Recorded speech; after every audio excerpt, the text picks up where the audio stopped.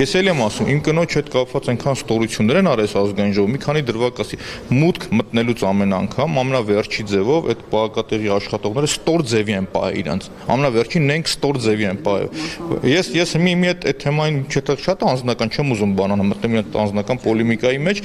ես առանձին ձեզ կասեմ, էլի սկսած պայուսակը դիրես, մեկը սենց պետք է լինի, մատ կանգնի, մատ վերև ձեռք հետ վերև ներքև, ամենավատ ասում վերջի ստոր ձևով, էլի, բայց ես սկզբունք եմ ունեցել, ասել եք իմ կինը դուս պետք է չպետք է դուս գար իմ կինը։ Երբ որ ես կուզեմ այդ ժամանակ դեռ իմ կինը որոշում կկայացնի, ինքը լինելու է թե չի լինելու, այսինքն ինքը պետք է որոշի անձնապես, երբ որ հղի կնոջը 6 ամսական դիմակը դեմքին օրենքով հասնում որ հեռավոր աշխատի, ասում հեռավոր աշխատեմ գրմել մնալ ձեռնպահ, պաշտոնապես դա կա։